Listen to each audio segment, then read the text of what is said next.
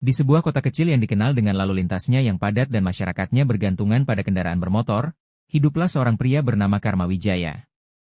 Ia adalah seorang mekanik berbakat yang memiliki bengkel sederhana di pinggir jalan utama kota. Orang-orang mengenalnya sebagai pria yang cerdas, inovatif, dan selalu ingin tahu tentang mesin dan bahan bakar. Namun, ada satu hal yang membuat Karma berbeda dari mekanik lainnya.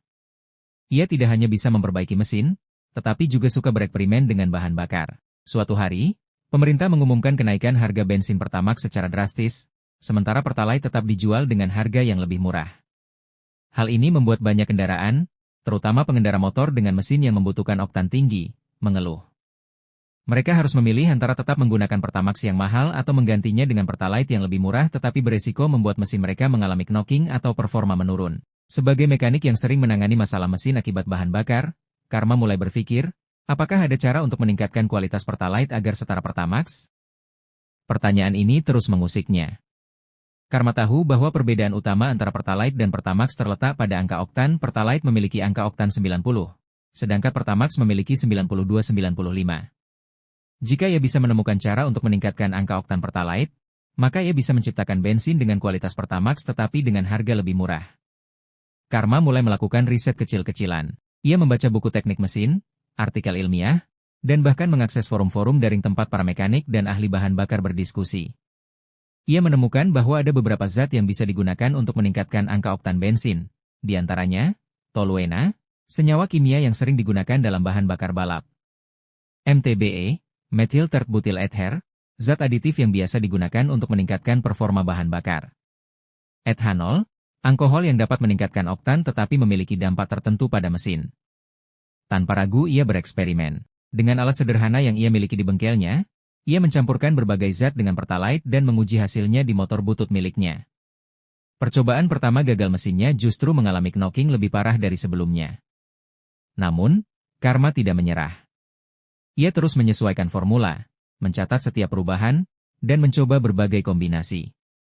Ia bahkan membeli beberapa peralatan laboratorium bekas untuk mengukur kadar oktan dengan lebih akurat. Setelah berminggu-minggu melakukan percobaan, akhirnya ia menemukan campuran yang cukup stabil. Dengan menambahkan toluena dalam jumlah tertentu, ia berhasil meningkatkan angka oktan Pertalite hingga setara dengan Pertamax. Tidak hanya itu, mesin motor uji coba miliknya berjalan lebih halus dan bertenaga. Setelah merasa yakin dengan hasil eksperimennya, Karma mulai menawarkan bensin hasil modifikasinya kepada pelanggan tetapnya. Ia tidak menyebutnya sebagai pertama palsu, tetapi lebih sebagai bensin Formula K, seolah-olah itu adalah bahan bakar khusus buatannya. Awalnya, hanya sedikit orang yang berani mencoba. Namun, setelah beberapa pelanggan menggunakannya dan merasa puas, berita bensin murah berkualitas Pertamax mulai menyebar. Orang-orang mulai berdatangan ke bengkelnya, dan dalam waktu singkat, permintaan semakin meningkat. Karma mulai memproduksi bensinnya dalam jumlah lebih besar. Ia bahkan menjualnya dalam jerigen kepada beberapa pemilik kendaraan niaga yang ingin menghemat biaya operasional. Dalam hitungan bulan, bisnisnya semakin pesat. Namun, kesuksesan ini tidak datang tanpa resiko. Kisah tentang bensin ajaib ini akhirnya sampai ke telinga pihak berwenang. Awalnya, mereka menganggap sebagai rumor.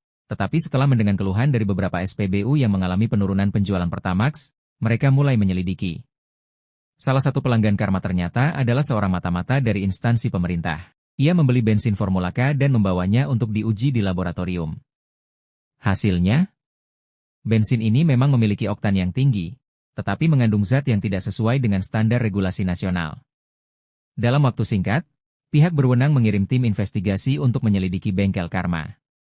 Tanpa sepengetahuannya, mereka mengawasi aktivitasnya selama beberapa minggu, mencatat jumlah kendaraan yang datang, dan bahkan menyelidiki pasokan bahan-bahan kimia yang ia gunakan.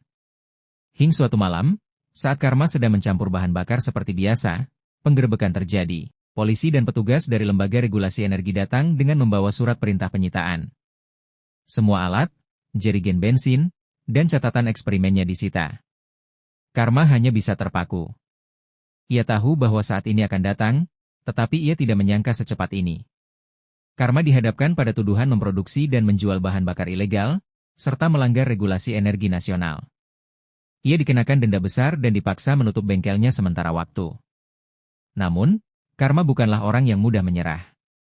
Setelah menjalani hukumannya dan membayar denda, ia mulai memikirkan cara untuk bangkit kembali. Alih-alih kembali ke bisnis ilegal, ia mulai mencari cara untuk mengembangkan bahan bakar alternatif yang legal dan ramah lingkungan. Dengan pengalaman dan pengetahuannya, ia mulai bekerja sama dengan beberapa ahli kimia dan universitas untuk meneliti bahan bakar berbasis bioetanol. Perlahan, ia kembali membangun reputasinya.